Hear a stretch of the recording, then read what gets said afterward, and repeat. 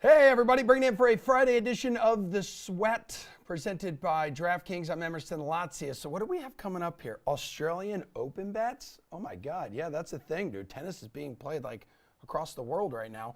And an NFL edition of High or Low, best DFS and sportsbook plays on the ice, and the NBA. And the NBA is where we will start with these three handsome gentlemen. DraftKings contributor Nick Fryer, Jeff Pratt, Gary and Thorne. Let's go. Welcome to the party, boys. 5 games. So let's rip through all 5 of them. We're going to leave it up to you. We're going to let you guys take the wheel here. So just give me a DFS play or a sportsbook play, whatever you're feeling from each game. Fryer, start us off. Milwaukee at Indiana. What do you got? DFS play or sportsbook play for us, bro? I'm going to go sportsbook, and I'm going to be sportsbook heavy today for sure, Emerson. The Pacers are plus 8.5 underdogs right now, and the Sharps are in this one, so I am in on this one. 36% of the handle is going towards the Pacers, but they're getting 43% of the bets. This opened up at 7.5 points, went up to 9 before dropping down to 8.5. The Pacers do a great job of covering the spread in conference games. They're 19-11, and then they're also 11-5 against the spread as home dogs. Milwaukee, they're about 500 in both of those settings too. They're 15-14-2 in conference games, and then 5-5-2 against the spread as road favorites. So it's hit or miss with them when it comes to covering. Pacers do cover well in this spot, so I'm going with them tonight. Yeah, okay. They do have a winning record at home, so I can see kind of why the line is tighter, I guess, than it should be. Pratt, where are you going here? I'm looking at a value option who has greatly been outperforming his price tag as of late, and that's Pat Connaughton. He scored 27 plus fantasy points in 3 of his last 4 games, including going for 44.5 on Wednesday against the Nuggets. And Connaughton is a guy who has really benefited from Chris Middleton's injury. And even with Middleton back in the lineup, he's only playing 15-ish minutes a night.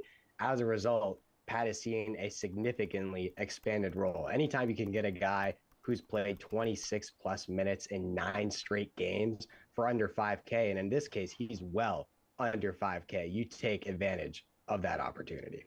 Okay, Gare Bear, DFS or sportsbook play for Milwaukee at Indiana? Well, I was going to talk about Pat Connaughton because I think he is the best dollar for dollar play on this slate. But I'll pivot to the Indiana side, which we don't know definitively who's going to be out for this game. There's a lot of possibilities. Andrew Nembhard could miss his 4th straight game. Aaron Nesmith sat out their last game. Miles Turner, as he often is on the injury report heading into this contest. I would just say, though, looking at the pricing list for the Pacers tonight, again, with Tyrese Halliburton out, I think Buddy Hield is pretty severely underpriced at $6,100. We know that Buddy Hield can be a workhorse. He's someone who last season for the Pacers was averaging close to a league high in minutes played per game in the second half of the season. Suddenly he's back up to playing 37, 38, 39 minutes per game. And when you're Buddy Hield and you have no conscience shooting the basketball, suddenly you're a very dangerous DFS option. And in his last 3 games where he's played at least 35 minutes all 3 times, 39.5 DraftKings points, 46.8 DraftKings points, 42.5 DraftKings points. I just think he has a much higher ceiling than an asset you generally find priced in that no man's land around 6K. All right, so now let's go to Memphis at Minnesota here. Pratt, DFS or sportsbook? I'm going sportsbook here, and I'm actually going to take the Timberwolves +3 as home underdogs. These are 2 teams entering this matchup in almost complete opposite form, and it's actually Minnesota that's trending in the right direction, which feels a little bizarre to say. I'm not exactly sure what happened with the Grizzlies. They were on an 11-game winning streak and then just proceeded to go completely off the rails out of nowhere. Now they've lost 4 straight. They're facing a Timberwolves team who is really tough in Minnesota. The Wolves have won 7 of their last 8 home games. They're 4-1 against the spread over their last 5. This is setting up very nicely for them tonight and for Memphis to drop their 5th straight. I mean, Gare Bear, they're still sitting 2nd place in the West right now. Yeah, they're fantastic. I'm going to go DFS here again. This is going to be my one, well, that's obvious sort of play, but I think it needs to be said. Anthony Edwards is an incredible DFS play tonight. He's just 9K, despite the fact that his usage rate and his numbers the last week are starting to look like, you know, some of the superstars we see priced up above 10K, even at 11K. He's gone for over 50 DraftKings points in each of his last 3 games. His usage rate in that span of time, 35.9%. He is everywhere right now for the Timberwolves, as he should be. And this is a sneaky good matchup. I mean, this is the thing. We always come on here and we talk about pace and why it's important. Memphis is a perfect example of why that is the way it is. Memphis in January has the 4th best defensive rating of any team in basketball. That seems bad for Anthony Edwards. However, because they operate at the fastest pace in the league in that span of time, they're giving up the 17th most points per game to opposing teams. So pace is such a massive thing when it comes to DFS, and Anthony Edwards in the most up-tempo spot tonight. Yeah, and could he take the floor tonight without Rudy Gobert too? Isn't he Rudy dealing with like a groin issue or something like that? Okay, cool. Yep. Fryer, you said you were sportsbook heavy. Is that where you're going here? This is actually the one where I'm not sportsbook going to sportsbook here. As much as I do like this guy's props, I was actually worried both you guys were going to talk about him before me, so pleasant surprise for me. Brandon Clark, 4.9K. Whether or not Rudy Gobert plays, I don't care, because Minnesota has not really handled big men all that well from a DFS perspective. More importantly, though, no Steven Adams last game. No Steven Adams this game. That meant more minutes for Clark. He actually started last game, played 32 minutes, and put up 33.5 DK fantasy points, and that was a close game, so he's going to get those important minutes later on, no matter what. And in 7 of the last 10 games that he's played at least 20 minutes, Clark has returned 5 times value on his price point tonight at 4.9K. I would like to check out his props later on if they're going to be up. I wouldn't be surprised if they're not, but I'm sure that's just pending Gobert. But either way, 4.9K Clark is a great mid-range value play for you. All right, Gary Bear, a couple Florida teams meeting down in South Beach. So we got the Magic, we got the Heat. What direction you want to take us in here? Well, I'm going sportsbook here, and seeing as though I have do not bet on the Heat more than 10 hours away from tip, like tattooed on both forearms, just so I remember. I'm going to take the Magic here, plus 7.5. I think Orlando's been sneaky okay lately. Plus 8, even better. Love it. Orlando in the month of January, actually above 500. They're 6-5. They have a positive net rating, and they are great at covering. It's kind of been under the radar, but they've been fantastic. I think great was actually underselling it. They're 8-6 in their last 24 games against the spread. They're 8-3 ATS their last 11 games on the road. Who knows what version of the Heat we're going to get tonight in general. They are not really a team that I ever trust to beat anyone by like double digits. And like, I don't know, Tyler Hero and Bam Adebayo could just be ruled out 7 minutes before tip. You have no idea with the Heat. So I feel really good about the Magic tonight in the points. Yeah, Fryer, Miami is not playing like it is 8 points better than any other team in the NBA right now. No, they are not. And more to Gary's point, too, the Magic are 12-5 against the spread following a win, too. So more reason to back that play.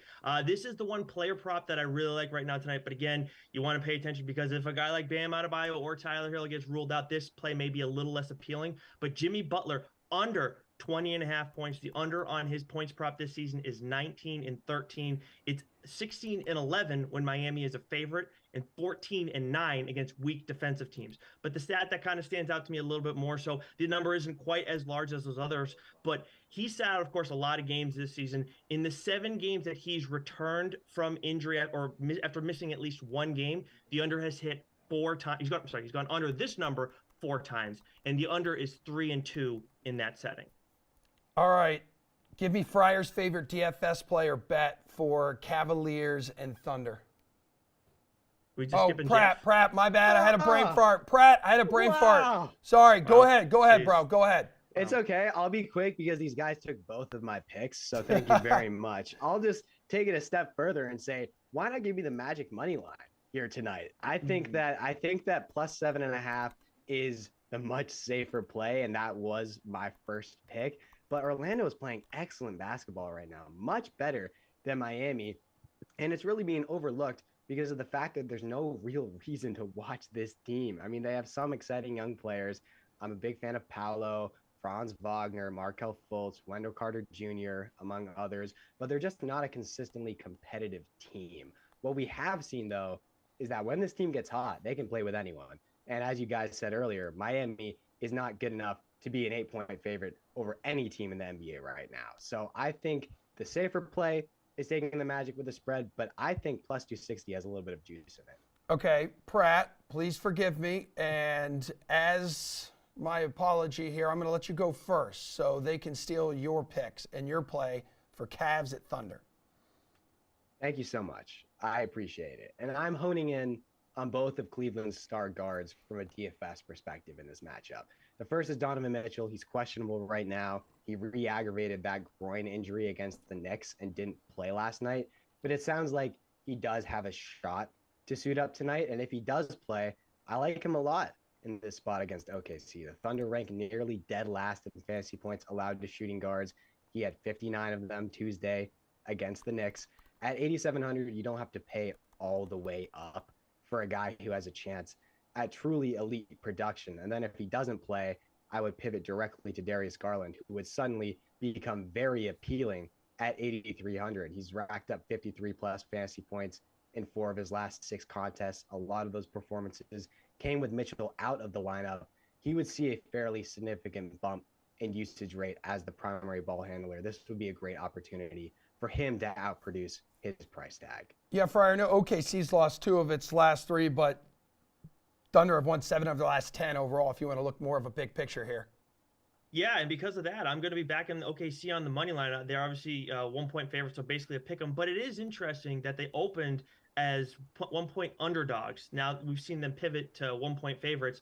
Yet they have not been the popular play so far. They've been the sharp play, getting 26% of the bets and 37% of the handle on the spread. So we're seeing a little bit of reverse line movement there because that should be trending to giving the Cavaliers or taking points away from the Cavaliers. But I don't trust Donovan Mitchell's groin. Obviously, those things can be a little bit tricky. Like hamstrings tend to be. We talk about that a lot on here. So Jeff does raise a good point about Darius Garland. If Donovan Mitchell plays, I'm still not too worried about it because Cleveland 2-7 straight up when they're road underdogs, and OKC is 6-3 straight up when they're home favorites. Yeah, Gare Bear with the small spread here and the price very similar to the money line. Maybe spread is slightly better value in this game.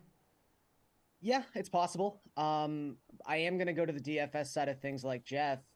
Other side of the spectrum, though, I'm less optimistic that Mitchell plays. I really think that second night of a back-to-back on the road, already had a re-aggravation. You're probably going to be pretty careful with him. Same with Kevin Love, who's ancient and dealing with a back injury. So suddenly you could be down 2 rotation pieces again, which would open up a lot of playing time for someone who JB Bickerstaff really likes Dean Wade. And Dean Wade's not like a huge fantasy basketball guy, but if he's going to play 23 minutes again, he might not shoot 4 for 7 from 3, granted, but he's at the absolute bare minimum.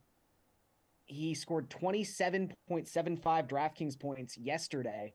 Again, that might be too much of an expectation, but that's 9x value. You don't need 9x value out of this guy.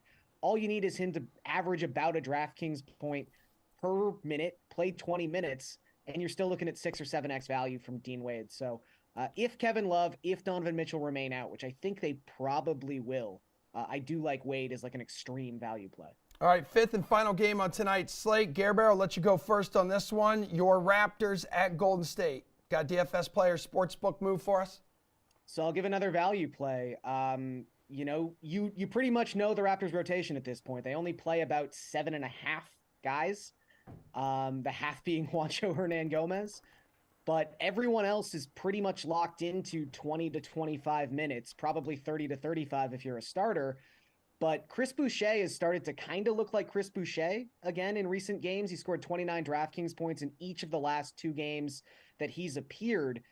This is someone who, for the 2 seasons prior to this one, was a fantasy darling in terms of efficiency.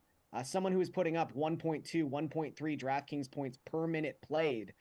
He's not quite that good this season. It's 0.99 DraftKings points per minute, but that's still a very good efficiency rate for someone who's just $3,600.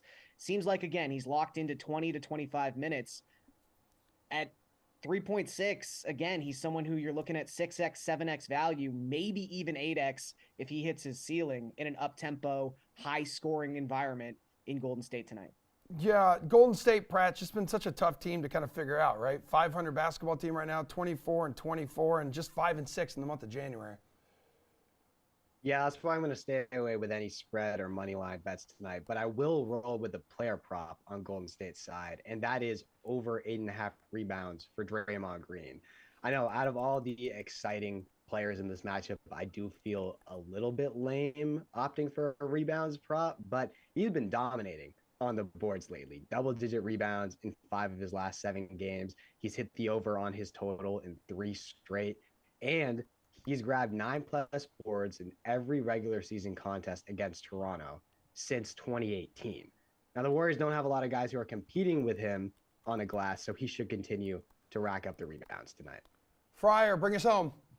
Yeah, I'm going to take the points with Toronto in this one tonight. They're 9-5 against the spread as road dogs. In Golden State, they're pretty much 50-50 as home favorites against the spread, 10-9-1. And in non-conference games, the Warriors are 10-14-1 against the spread. But the other thing that's surprised me is the movement on this. This opened up at 6 points, got all the way down to 4.5 points. It now sits at 5. The Warriors have been the popular play the whole time, and the Raptors are not a sharp play. There's really not much separation right now in terms of the handle or the bet on either side.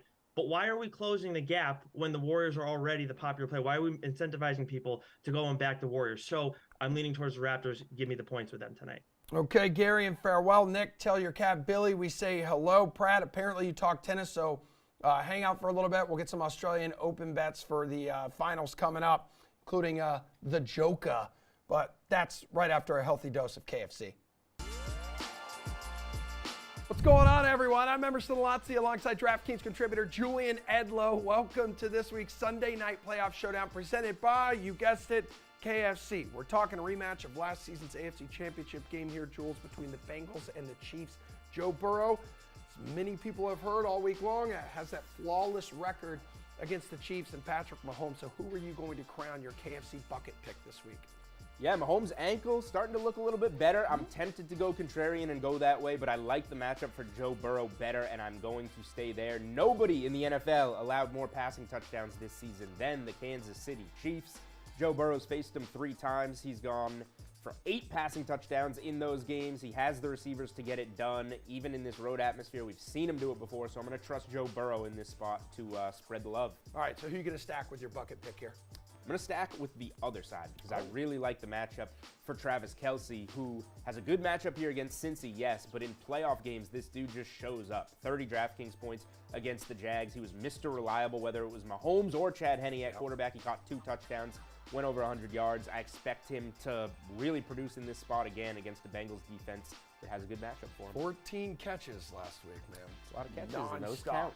All right, thank you, Jules. Good stuff. And thanks to all of you for watching this week's Sunday Night Playoff Showdown presented by Kentucky Fried Chicken. So KFC's pot pie, it costs only $5.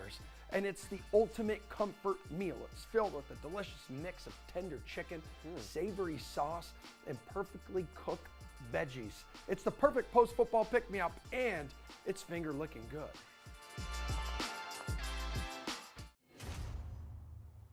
Ladies and gentlemen, for all of you like wicked late night owls, the next 2 days are for you. Or if you get up early, you really want to like conquer the day.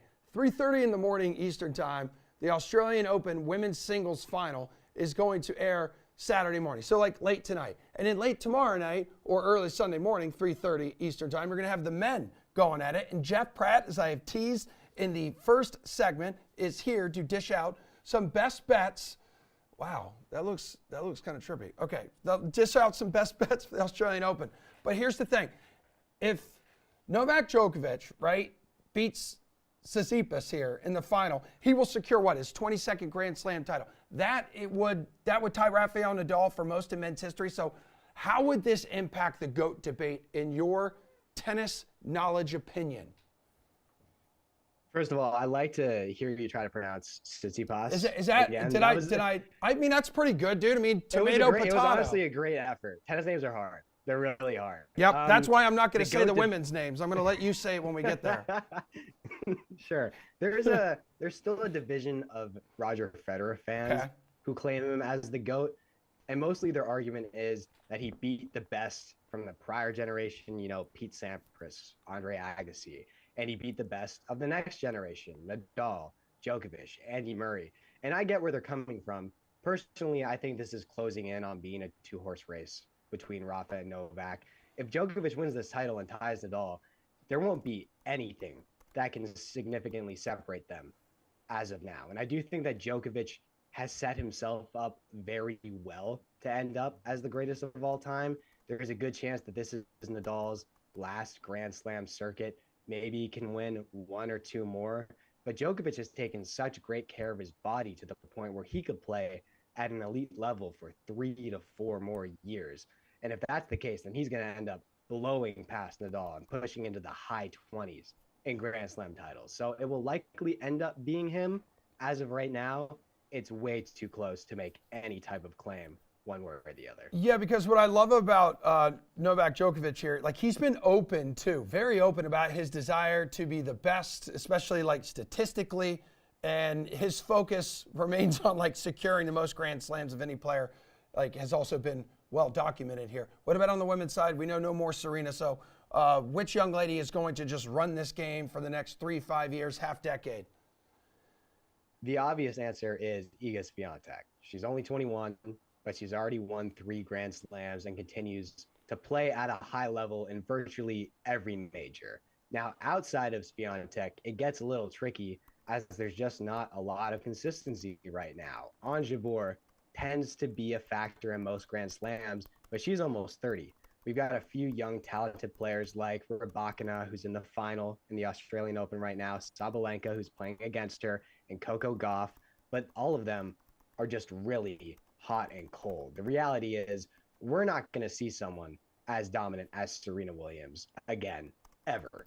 It's just not going to happen. We were really spoiled to witness the prime of her career and the longevity of her career. But Iga Swiatek is definitely capable of establishing herself as the face of women's tennis over the next 3 to 5 years. And as of right now, she's our best bet for sure.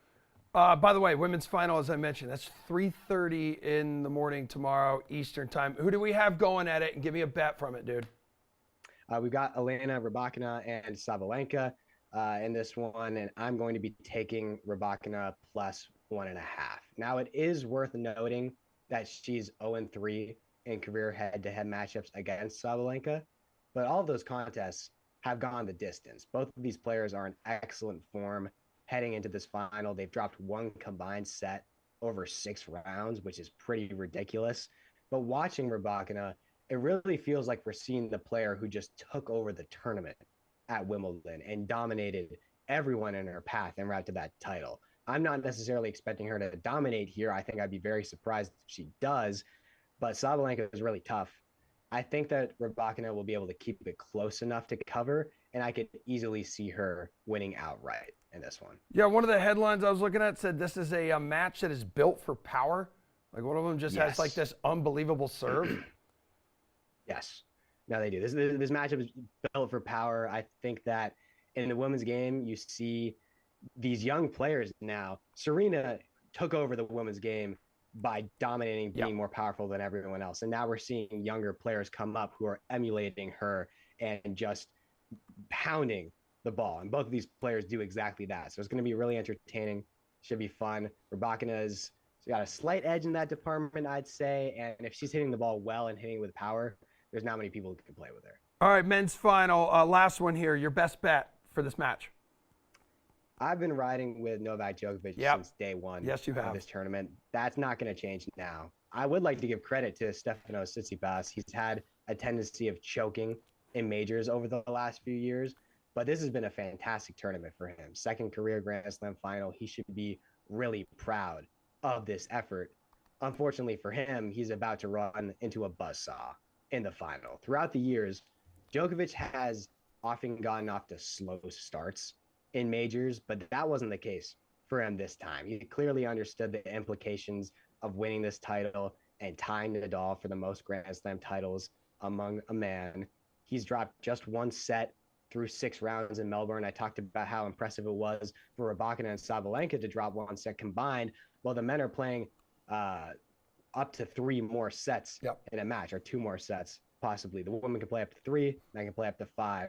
So for him to just drop one set through 6 rounds is ridiculous. He is making great players look like amateurs at this point. I wouldn't be shocked if he wins this one in straight sets. So I'll take Djokovic -4.5.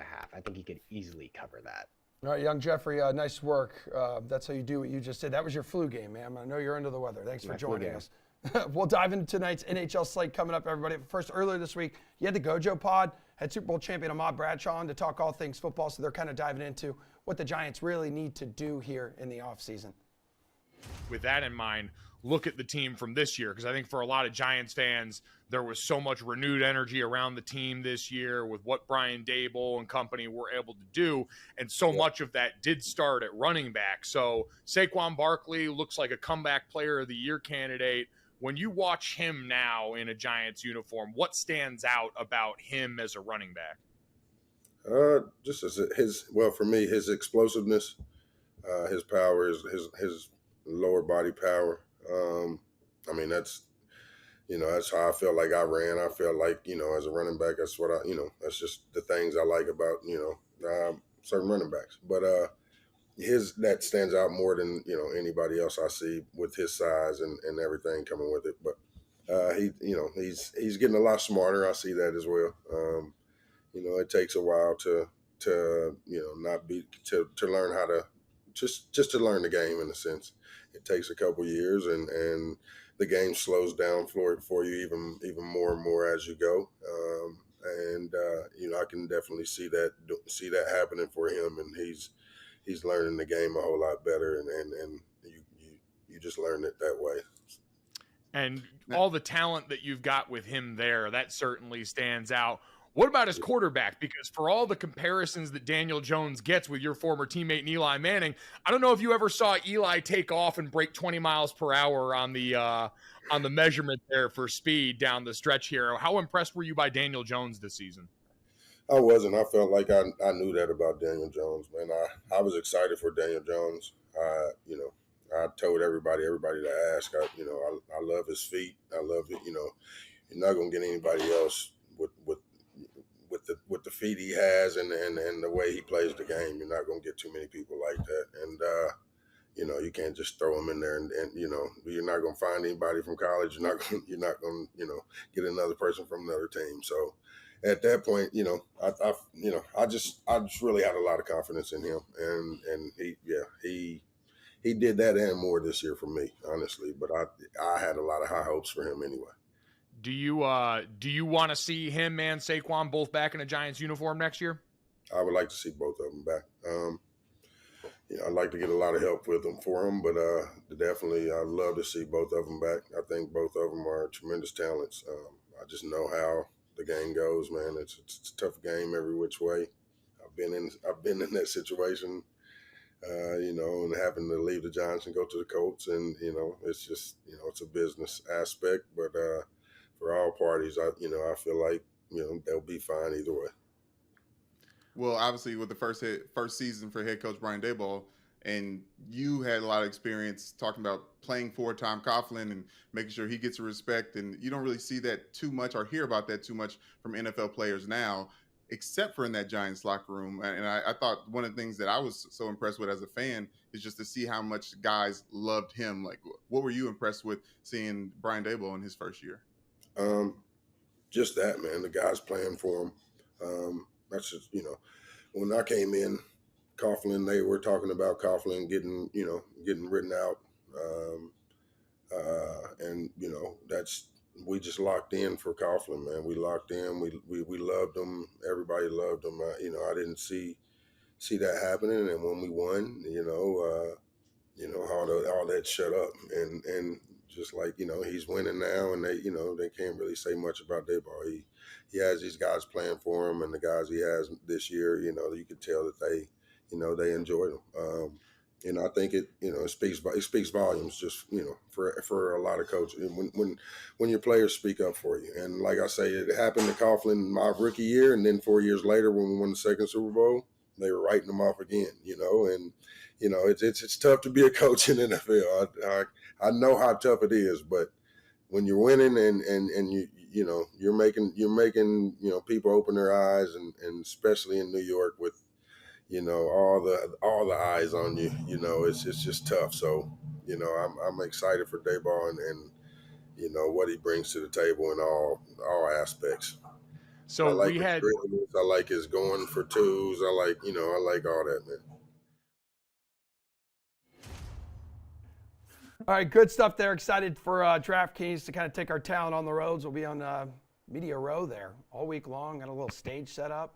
Even Jeff Ulrich's going to be joining us a couple days out there, maybe talk some waste management. Right now, Jeff is here with one of my favorites from RotoWire. We got Paul Bruno. We're going to dive into this 8-game NHL slate tonight here, dude. We're talking best bets. So favorite puck line or money line bet tonight. Where are you going, Jeff? Yeah, I'm gonna stick with the Islanders for one more game here. I mean, again, this is a team who I think they've lost 10 of the last 11 games now, but they're just not. I mean, they're not playing well, but they just don't seem to be quite as bad as this record suggests. And I really like the spot against the Red Wings. You're probably going to get Magnus Hellberg in net, who's honestly not very good. Avili Husso played last night. The Red Wings coming off an OT win against Montreal, had difficulty putting the Canadiens away. And you look at what these two teams, how they've played each other. The Red Wings are 0-5 in their last 5 meetings against the Islanders in New York. The Islanders have been sitting there stewing, waiting. It's not a big line. It's minus 175 on the money line, but I'll take it. And I would actually even look to the puck line here, for the Islanders. I really don't mind it. I think there's a good chance where you could see the Islanders put up 5 goals here. You got to back up a tired Detroit team. So I'm going to look at the puck line and the money line here for the Islanders tonight. I think it's a good spot to just stick with them give them one more chance. They're going to pull out of this slump at some point, and I think the Red Wings are a very, very good opponent to do that against. I mean, Paul, the New Year has not been kind to the Islanders. Like, they were cruising along nicely. They were 21-14-2 when 2022 came to an end. Now they're 2-8-3 since the New Year. 6-game losing skid here too, dude. You know what? I've been talking about the fact that they are operating with 2 helicopter lines up front. The centers are fine, but the wings are terrible in the last 20 games for this club. And I think it's going to continue against a Detroit club that can score goals. So I'm all over the visitors. Plus, I'll take the plus 40. But listen, the news that came down from Toronto is Austin Matthews out for 3 weeks.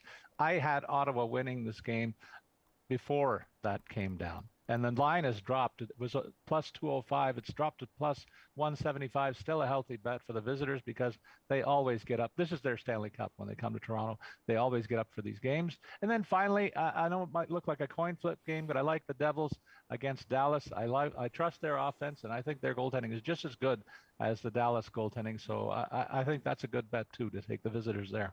Paul, the top game total that you're considering targeting tonight, 8-game slate.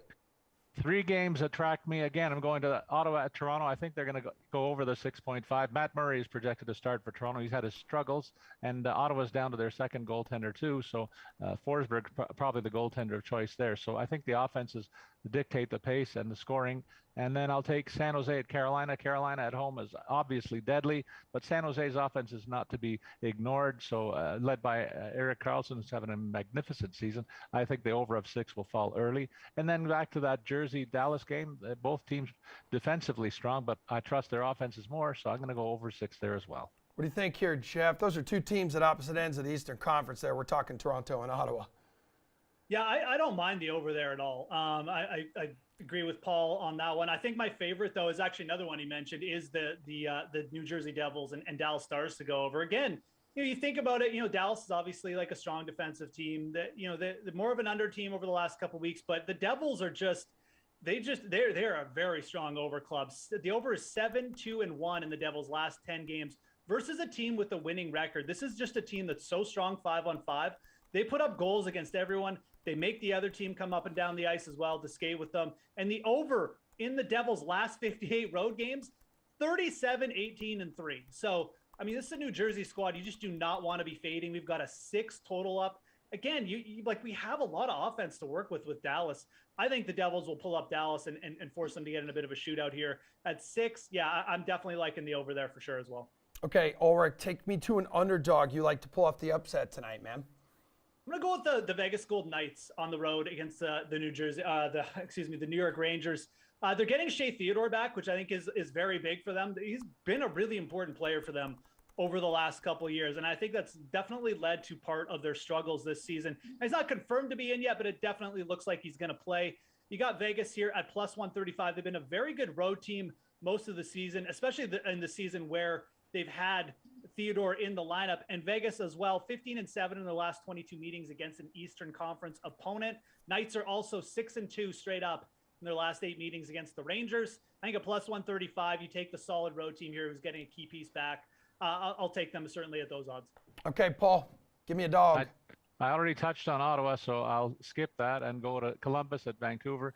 Columbus has played 2 games on a Canadian road swing. They've gone to overtime both times, but they get their easiest foe tonight. A Vancouver club that changed coaches, but not their way of their playing. They look very soft. Columbus has got a physical club, and they'll take advantage of them tonight easily, I think. And I'm going to stick with Detroit over the Islanders. I'm on the other side of that issue from Jeff, and I just trust their offense more than the Islanders' inept scoring. Which, if any, player props are you on this evening, Paul? Mitch Marner. I know that Austin Matthews is out of the lineup, but Mitch Marner's been such a consistent scorer for the Leafs. He's plus 135 to get 2 points. I think they're going to play him 25 minutes this evening, and I think it's going to be a game where they trade offense with the visitors, and that means that I'm also on Thomas Chabot for Ottawa, plus 105 to get a point. He's going to play half the game as well, and I think on the power play, a good bet to score at least 1 point tonight. Then the plus money on a number of Red Wings to get at least a point on Moritz Seider, plus 120, Robbie Fabry, plus 160, Tyler Bertuzzi at plus 120. I'm on all 3 of those guys. All right, Jeff, what do you got, dude? Yeah, I'm going to go to, again, I mean, obviously, Paul and I are on different sides of the Islanders game. That's fine. But I do like taking a prop there with the Islanders to score a goal. Anders Lee at plus 190, I think, is very fair. Again, even if the Islanders do lose this game, I mean, you can't deny that they're playing, a weaker Detroit club in terms of, just special teams. They're bottom 50, they're bottom of the league, bottom half of the league, in terms of penalty kill. They're going to most likely have a backup goalie, and they allow a decent number of like high danger scoring chances against. So I think Anders Lee, plus 190 in this matchup, I'm quite happy taking that. I mean, he's been effective in spots. He's a very streaky player. But again, this is a matchup where the Islanders at home, they should be coming out with everything here to try and end this slump. And I think at the very least, you're going to see a couple of their players like Lee get on the score sheet here. So give me Anders Lee to score at plus 190. Also, do not hate Jack Eichel in my upset call at plus 155. I think those are very fair odds against the Rangers to get a goal. All right, we'll get you guys out of here with this. Your favorite DFS play on this 8-game NHL slate. Jeff Ulrich, how much money are you spending? Yeah, I mean, I don't think you have to go up top. Obviously, we have a little bit of an interesting slate here. There's no Matthews on the board, but I'm going to look at Alec Barkov there at center at 6,700 and say this is a player you should be thinking about. The Kings are a solid team, but on the road, it's a little bit of a tougher spot. Florida's been playing Florida's been up and down, but their offense has been playing really well of late. You look at, 6 goals against Pittsburgh. Obviously, Minnesota, they beat. Montreal, they put up 6 goals against. Like, this is an offense where you need to be stacking it against. And I think you will. This is another game that has high scoring potential here. So, no Matthews on the slate. I think that targeting that Florida offense over Toronto now becomes really appealing. And I think Barkov at 6,700, a player you should be building around here. Paul, who do you think people should be building their NHL lineups around tonight? Well, I think that your winning and your losing is predicated on who do you put in at the bottom end tonight. So I'm finding 3 value guys. Brady Shea's had a very nice run on the blue line for Carolina of late. 7 points in his last 9 games, costing $4,200. He'll be one of my defensemen. Toivo Teravainen in the same game, playing first-line minutes against San Jose, which one of the weakest defenses in the league. And he's only $4,000 for a guy who's got 8 points in his last 10 games. And then finally, the Detroit first-line stack, Dylan Larkin and Lucas Raymond are pretty easy picks. But what about Tyler Bertuzzi? $3,400 for a first-line winger who gets power play time. That looks good to me. All right, Paul, enjoy your weekend, dude. Jeff, hang out because we're going to do some NFL high or low coming up right after the Unreasonable Odds Squad talks a little bit about the NFC Championship game and they like the 49ers' chances of upsetting the Eagles on the road.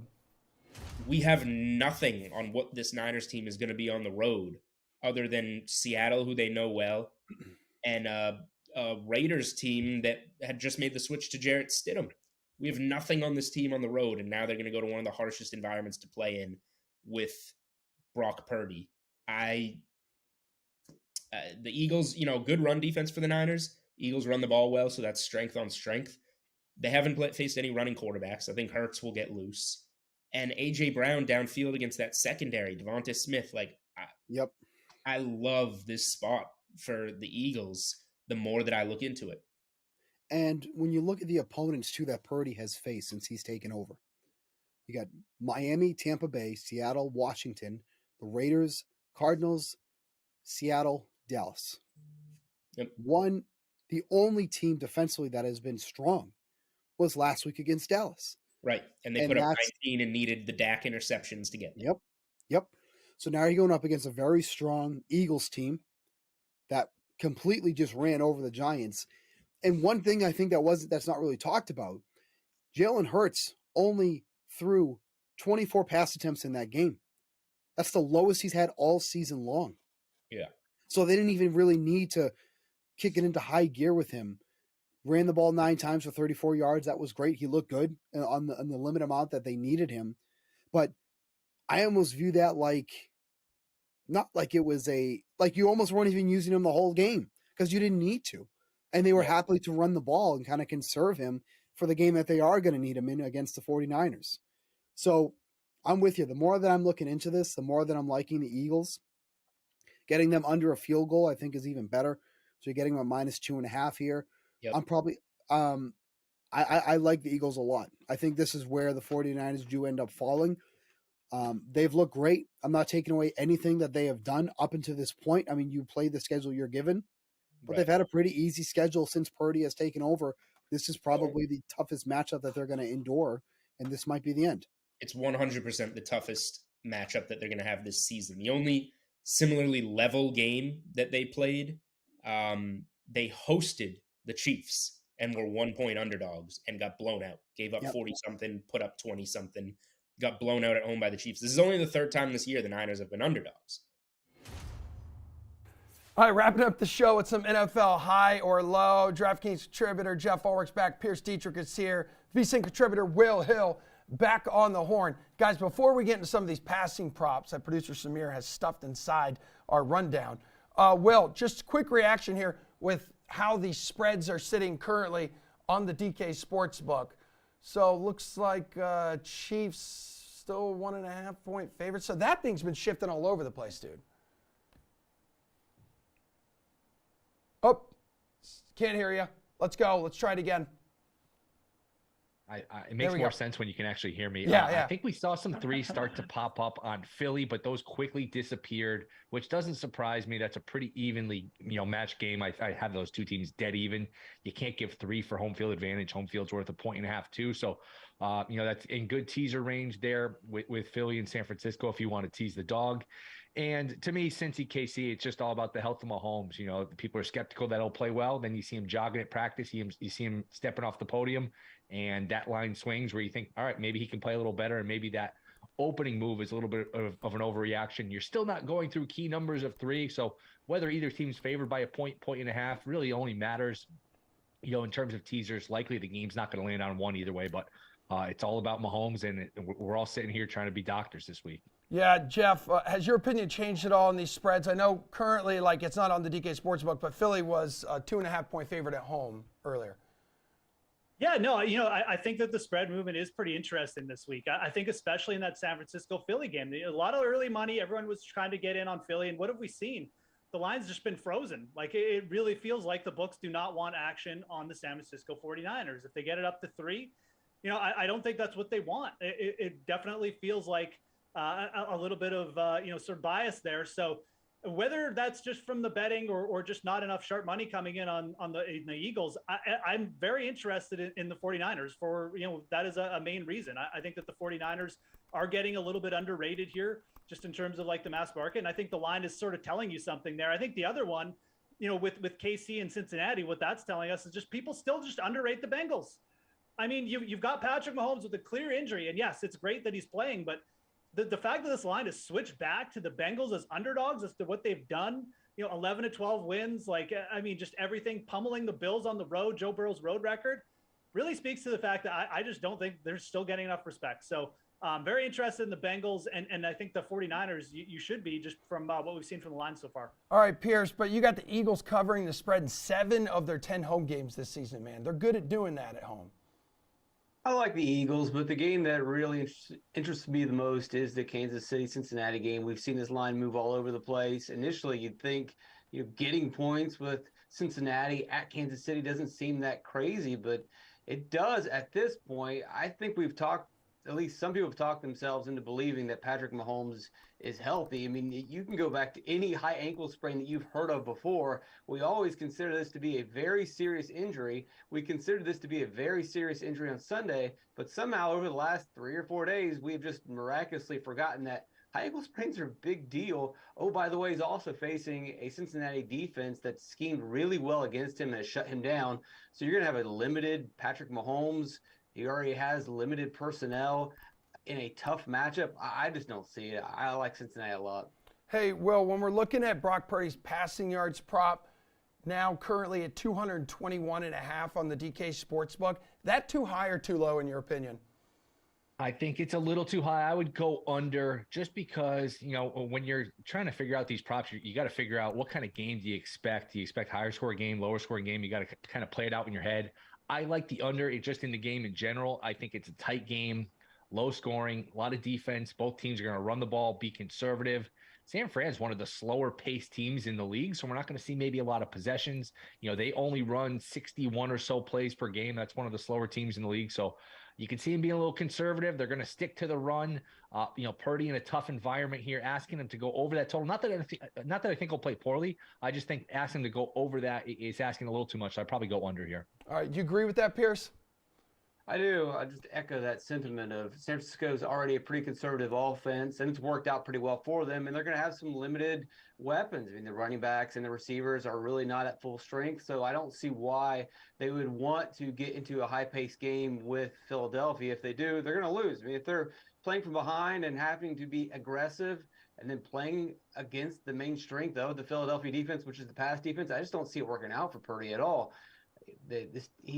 Obviously he's played well, but he's played some, I would say, inferior opponents. He's played mainly at home. This is the biggest test to date, and I don't think he's going to pass it. Now, maybe they do win, but if they do win this game, it's not going to be because he throws for 300 yards. It's because they limit what he has to do. They don't want to ask him to do too much, so I'll take the under. All right, Jeff, I believe only 3 quarterbacks have gone over this mark against the Eagles. So that's Dak, Kyler, and your boy Kirk Cousins. Yeah. It's going to be a round of unders for me. That Kirk Cousins stat, though, wow, that's jarring. A round of unders here. Look, Eagles, like you said, first in defensive yards per pass attempt against. This is just a tough defense to pass against. And again, when people are looking at this game, they're kind of. I also just feel like they're discounting the fact that the San Francisco defense could play a big factor here. They could grab a turnover or some points against Jalen Hurts and put the pressure on Philadelphia to move the ball and put San Francisco and Brock Purdy in another situation where they're ahead and just not throwing much. So there's lots of outs here, as I like to say. There's lots of venues for Brock Purdy to go under this. Maybe he's just so terrible against a really good secondary that, he just can't get any yards. That's a possibility too. But at 220, I think you have to lean under here. I'll be dead honest. I was surprised to see this line open this high. Thought it'd be closer to 210. So 220, definitely going under. Okay, Pierce, talk to me about Jalen Hurts' rushing prop in the DK Sportsbook. Still 47.5 yards right now. Over or under that?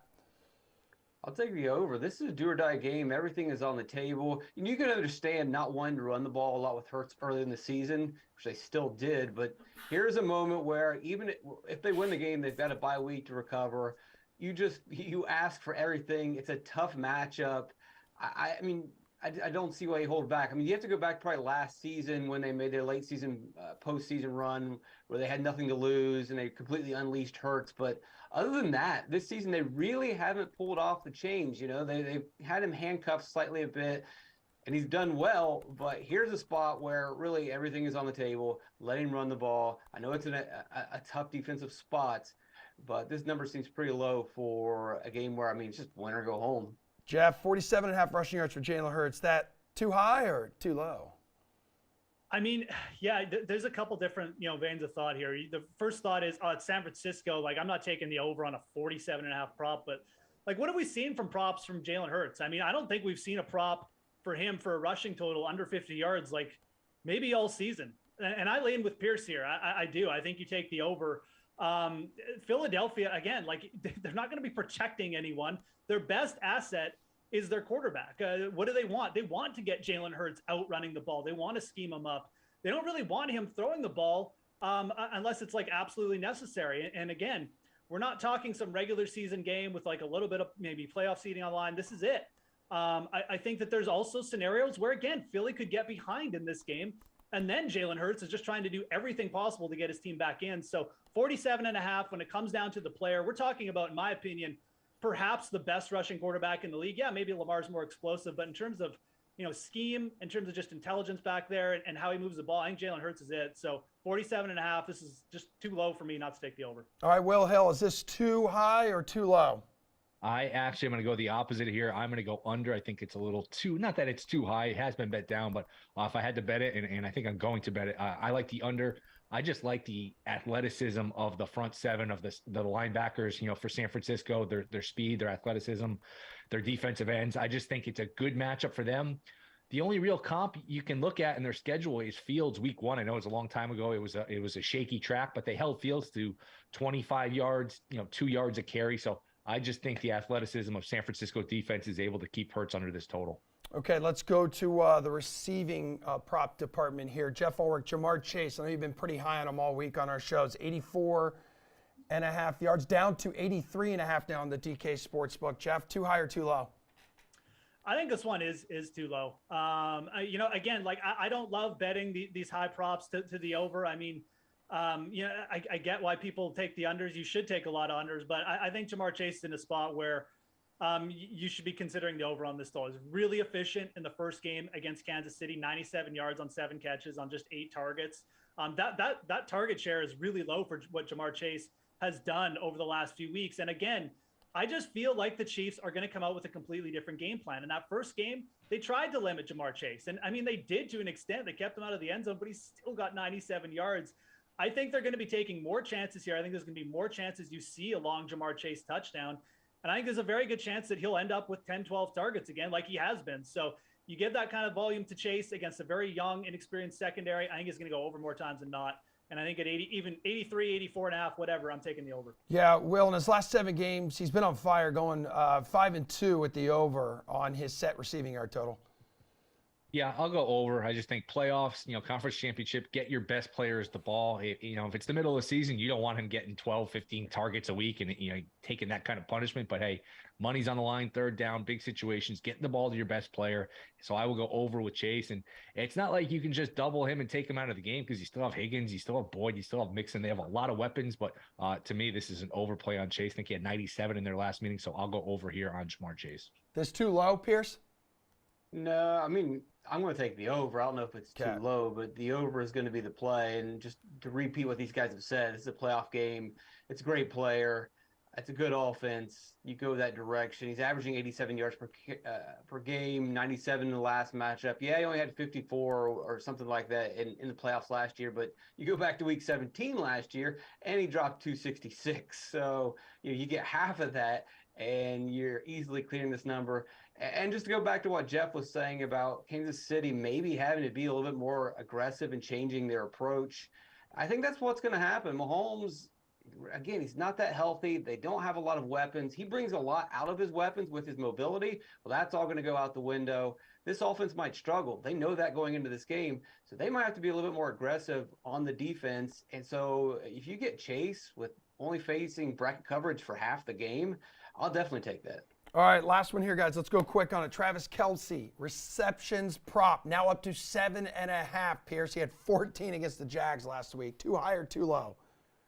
Yeah, this is too low. I like his volume. I don't like his yardage or his touchdown possibilities, but in a dink and dunk offense with a limited quarterback, he's going to get fed the ball a lot. Will Hill. I'll be damned if I'm going to be sitting there Sunday with an under Travis Kelce ticket. That's just not a way to live your life or spend your afternoon. I think they said it well where, hey, it's going to be a dink and dunk offense. Get the ball out of Mahomes' hands. He's not going to be able to run, get outside the pocket. The easiest thing you do is just dump it off to Kelce for 4 yards and hope he makes somebody miss. So I will happily go the over here on Kelce. All right, Ulrich, bring us home. So, I mean, I'm not going to bet it at minus 150, but I actually like the under here. I think it is going to be a dink and dunk, but I think that means it's going to be like Kadarius Toney, maybe even Mecole Hardman getting back. Travis Kelce is more like the downfield target. He kind of needs Mahomes moving a little bit, in my opinion. So he only had 4 catches in the first meeting. It doesn't mean that much, but I think that Mahomes' mobility and injury could affect Kelce the most this game. So I would lean under, but again, look for a better line. Yeah, the Bengals are going to bracket him whenever possible. The problem is it's not really possible to lock him down. Okay, guys, nice work. Thanks, everyone, for watching the show. We're back on Sunday morning, I think around 11 or 11:30. Don't quote me on that, but we'll see you then. Thanks for hanging out with us.